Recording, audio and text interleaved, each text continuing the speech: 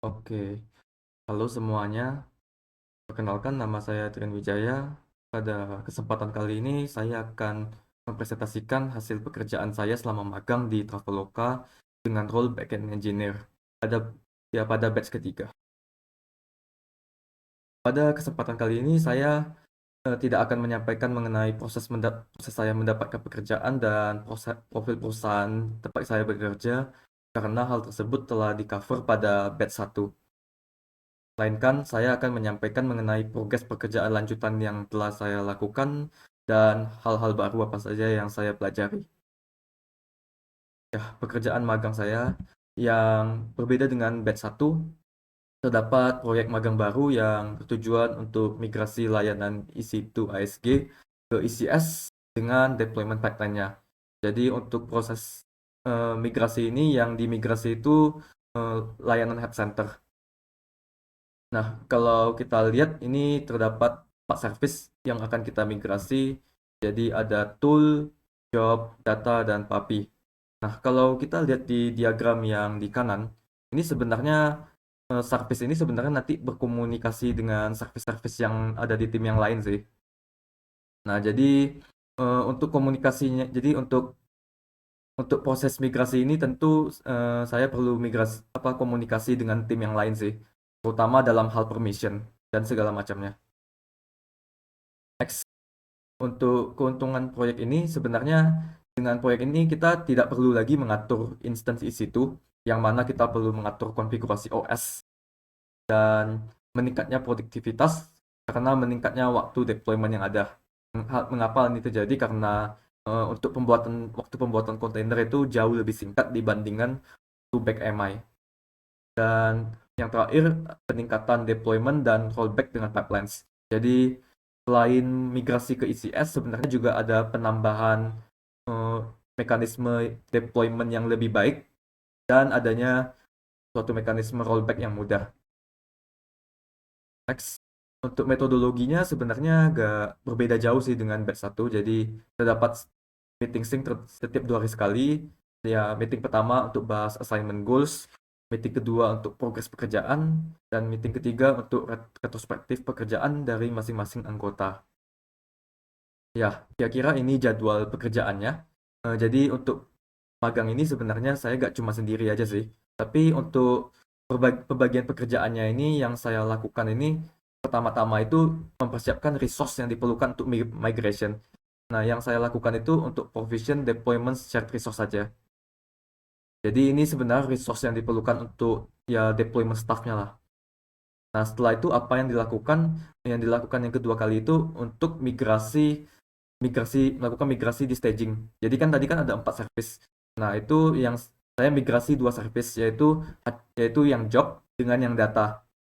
Nah, setelah proses migrasi tersebut dilakukan dan apabila tidak ada masalah, barulah eh, lanjut ke migrasi yang di production. Jadi sama saya migrasi yang data dengan yang job. Nah, setelah proses ini selesai, hal selanjutnya yang dilakukan tentu untuk mensosialisasikan hasil migrasinya ke tim head center dan clean up apabila diperlukan. Next, untuk teknologi yang dipakai ini ada menggunakan Terraform. Jadi Terraform digunakan untuk memanage infrastruktur yang ada dalam bentuk kode dan tentunya infrastruktur yang dibuat ini dengan menggunakan teknologi AWS. Jadi ya EC2, ECS, eh, dan deploymentnya misalnya code pipeline, code deploy, code build itu semuanya termasuk dalam teknologi AWS. Ya, jadi ini hasil pekerjaannya. Jadi kalau kita lihat ini ada notifikasi Slack tentang AWS code deploy yang menandakan eh, kalau kalau ada satu service yang telah dideploy ke ECS. Nah, jadi ya kira-kira seperti ini notifikasinya dan yang ini mekanisme code pipeline-nya. Jadi yang pertama kita get build manifest dulu, setelah itu baru deploy di staging dan deploy ke production.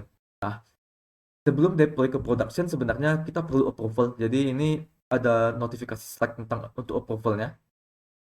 Jadi kita bisa resolve di AWS console ataupun kita bisa kopas perintah AWS CLI di bawah ini. Dan untuk kopasnya ini ya bisa kita lakukan kalau misalnya kita tak mau resolve-nya di AWS Console. Ya, next ini code deploy. Jadi untuk mekanisme deployment-nya itu sebenarnya ada 4 code pipeline.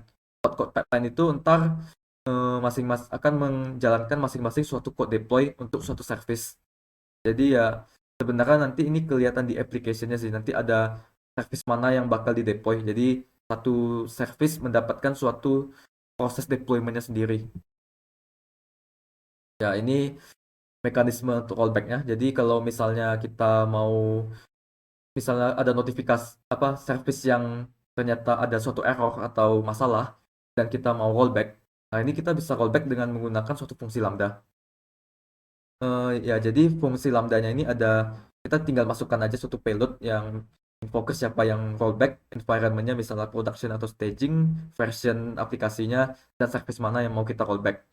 Dan ini notifikasinya setelah rollback. Jadi bedanya itu kelihatan kalau ini event type-nya itu manual rollback. Yang menandakan kalau rollback-nya itu dilakukan secara manual lah. Hal apa saja yang telah saya pelajari selama magang ini. Jadi selama mengerjakan magang ini tentu ada kendala-kendalanya yaitu waktu menunggu untuk kolaborasi antar tim yang bisa saja agak lama. Nah, solusinya itu gimana?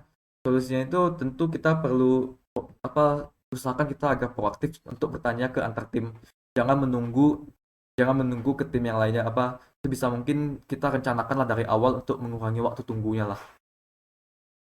Yang kedua yaitu kesulitan untuk memahami infrastruktur baru yang akan dimigrasi.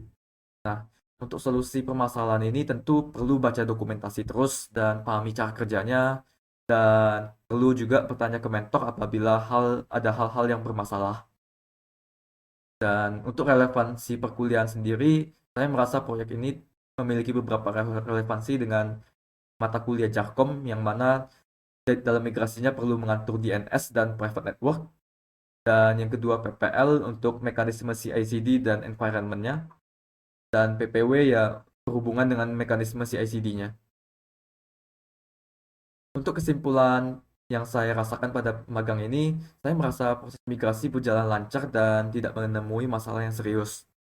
Mentor dan engineer yang berpartisipasi pada proyek sangat suportif dalam memberi pendapat, serta pekerjaan yang dilakukan memiliki beberapa relevansi dengan mata kuliah. Kemudian terdapat banyak sekali teknologi AWS baru yang saya pelajari dan yang sebelumnya saya belum tahu yang sebelum saya belum tahu. Untuk saran proyek ini, sarannya dari saya untuk pelaksana magang berikutnya yaitu selalu proaktif dalam melakukan eksplorasi teknologi yang akan dipelajari. Dan untuk saran kepada pihak Traveloka, ya untuk membatasi hak akses akun AWS yang dipakai pada production, kita memberi akses akun AWS yang sifatnya read only untuk keseluruhan tim yang ada. Kenapa? Soalnya ini nanti berguna untuk mempercepat proses migrasinya lah. Kita nggak perlu tanya-tanya ke tim yang lain. Jadi kita bisa langsung lihat terlebih dahulu. Dan untuk Fasilkom UI, saran dari saya untuk lebih memperkenalkan konsep cloud computing. Jadi nggak harus AWS ke mahasiswanya. Mungkin ya memperkenalkannya ini lebih ke hands on-nya sih. Saya ngerasa untuk hands on-nya mungkin agak kurang dan sebenarnya ini perlu karena nggak cuma back end aja. Jadi mau role-nya data, role-nya front end pun saya rasa cloud computing itu sangat penting. Ya, jadi sekian presentasi saya dan terima kasih.